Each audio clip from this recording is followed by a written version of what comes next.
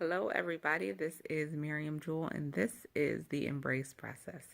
Now, I know the format of this video looks completely different than the rest of them, and that's because this one is really personal. It is kind of just raw, and I just felt the need to record it right now outside of just having like a whole setup and everything. I just wanted to share some things with you all that has really been on my heart, that God has been putting on my heart. And I just want to first share something that I wrote while in my own personal time with God. So here it goes. Barefoot and trembling, I heard your voice, holy ground that required my flesh to be left, the wildest, brightest, burning bush. I could not stand in the presence of such light. It floored me. Who was I to behold such a marvelous sight? I draw nigh with no cares of being burned. I wanted this fire. I longed for it. I knew I'd never be the same after it. Oh, speak to me. Set me ablaze. This week, I shared with my church family, I shared with my husband that I just really feel like God is putting the body back in a position to really find intimacy with Him, and really just hear what He is trying to say to the body, and trying to hear His heart.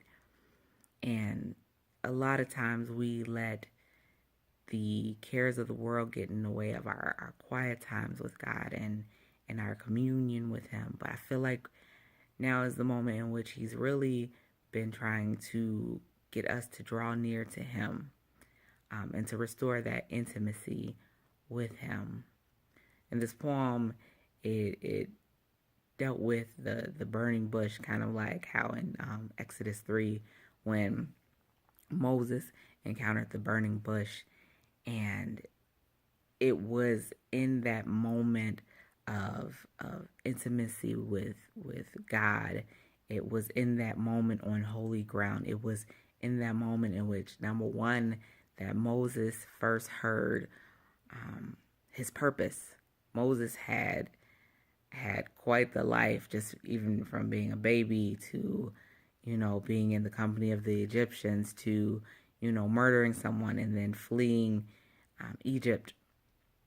And now he's at a point where it's like he could have, easily just stayed and tended sheep with, his father-in-law and everything. But in the moment of intimacy, in the moment of God calling out to him and God telling him who He was, He told Moses for the first time in his life what his purpose was. And when He told him what his purpose was, Moses was afraid, and he made excuses like, who am I to go back to Egypt? Who am I to go to Pharaoh and to even my people to say that, oh yeah, God told me that, I'm gonna do this, and because he was afraid that people would look at him crazy. But God reassured him, like, I'm with you. And that's one thing about when God gives us our purpose. He's with us, and he just, he's that source, that comfort that's letting you know, like, this is your purpose, this is what I want you to do, and you will not fail in it. And he gave Moses that reassurance, that comfort, like, I want you to do this, I will be there with you, and you will succeed. And Moses, of course, is like making excuses like we all do. Like, how am I supposed to do this? How, like, I don't even speak well, and you want me to talk to these people? And God is like, do not be afraid. I got you. Everything will work out. And I just found this so awesome while reading it this week, while God was telling me just about like intimacy with him, and finding our purpose in that intimacy, and finding our purpose in those moments of being with him and being on holy ground with him. He is so ready to just speak to us, but we have to get in our position to be able to hear from him. We have to get in a place where we long to hear from him first, because we can easily say it, but if we aren't spending that time to actually hear from him, then what? It's kind of all in vain. We can say we love God and all these things, but if we don't know about him, if we can't even recognize his voice, then all the other things, all finding out our purpose, finding out, his will for us, we'll always miss it if we don't take the time for intimacy. So this week, I want to encourage you to really get in the face of the Lord, really spend that time with him, really reconnect with him, and find that intimacy with him, because he wants to speak to you. He wants to speak to his body, especially with all the things going on in this world. He wants to speak to us. He wants to reveal truths to us. And I mean, as believers, as Christians, like, our hearts should be stayed on him. Our hearts should be fixed on him. We should love him enough to really just set aside the time, to be with him, to worship him, to love him.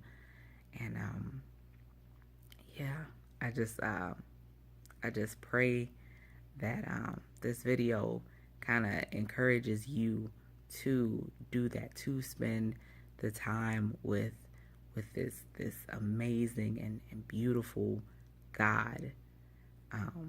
And even if you feel like you're in a place where you're lacking purpose, where you don't know which way to go or why you were even created or born, like, you were not born on accident.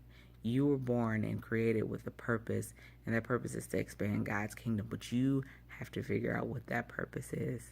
So I encourage you this week to spend time with God, to be on holy ground with him. That holy ground could be in your own prayer closet, it could be in your car, it can be wherever, but I encourage you to spend that time with him. Ask him what your purpose is.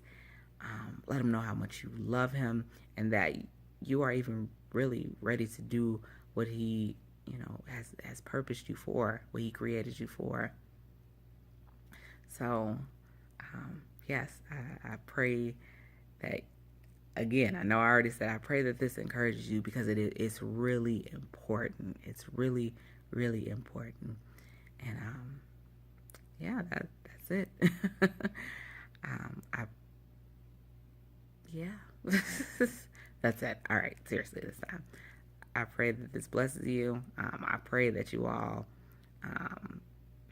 get active in pursuing the Lord, and that when he calls to you from that holy ground, from that burning bush, that you respond, find out your purpose and what he wants you to do. All right, be blessed.